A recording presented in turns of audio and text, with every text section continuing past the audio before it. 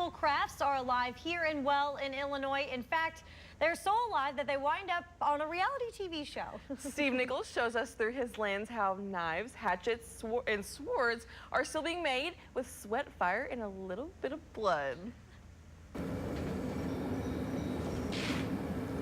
Some people like to play football, and others play guitar. If I can take a chunk of 4140 like this, I can turn it into an axe like that. Right there in that furnace. What got me started was when I was 12, my family started frontier reenactment. Everyone had a trade. My mother does costuming, my dad did beadwork, and I did bladesmithing and blacksmithing. I started forging in the campfire with a piece of railroad track, an old claw hammer that had one prong broke off of it, and a pair of vice grips. Every so often you will cut yourself. I mean, you play with knives, you are going to bleed a little bit. In spite of his warning, I had to put his craft to the test. Tell me this isn't sharp. That's sharp enough to land him on an episode of Forged in Fire. The challenge is real, definitely. It no doubt about it. But would I do it every day? I'll do this every day. Making knives out of golf clubs, not so much. This is once thought to be a dying art. I mean, seriously, how many bladesmiths do you know? But shows like Forged in Fire and Dustin himself are helping turn that around. Bladesmithing and blacksmithing is often referred to as a dying art, and there's a massive resurgence in a lot of the older arts, whether it's blacksmithing, bladesmithing, leatherwork, bowyers, people who build muzzle-loading rifles, so forth. A lot of the hands-on work is actually coming back at this point, which is great to see. As with any skilled trade, this is not something you could just pick up and expect to be good at right away. It's going to take some time and some work. There's a lot of knowledge that has to be acquired along the way: metallurgy, proper heat treat, forging techniques. And the cool thing is that I do have some people in my shop who are younger, who are pursuing bladesmithing and blacksmithing, and time showing me up, which I'm kind of good job, Yeah. But it's not without its dangers.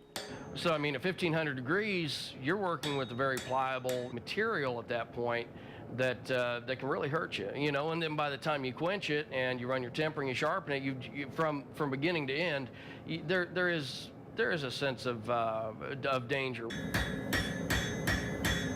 If you get hit by it, you're not going to go, oh, I burnt myself, like you grabbed a hot pan. You're going to smell it and you're going to hear it sizzle, and then you're going to deal with the scars later. I mean, you can't see most of them I've got because I'm heavily tattooed, but that's kind of the reason I've got a lot of them too, is to cover that. Now, Dustin does offer some classes if you think this is something you'd like to give a try.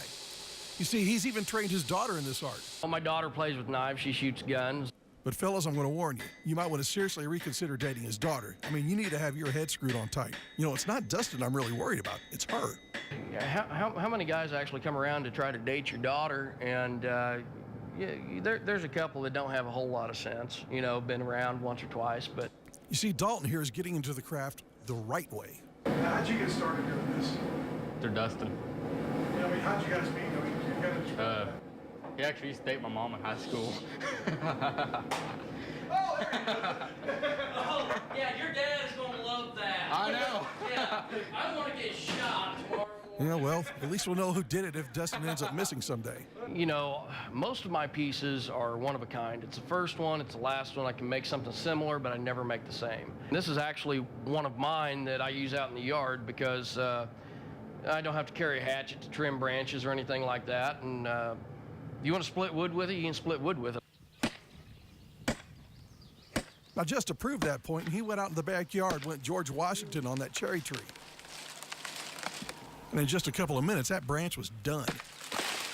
When somebody's dropping $600–800 on a blade, you want to make sure that, you get them what they're paying for, make sure that they get a quality piece.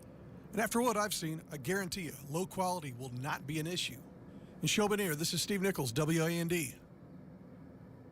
Well, you can look for Dustin on Facebook at Dustin Rhodes Forge Works. So that's where you search on Facebook. But, right. I've seen a lot of these demonstrations at a lot of festivals, around Illinois. I had a lot of them at home. So pretty cool stuff for sure. Yeah, definitely I feel like a pretty rare skill to have, and a pretty useful one, I would say, too. It seems like.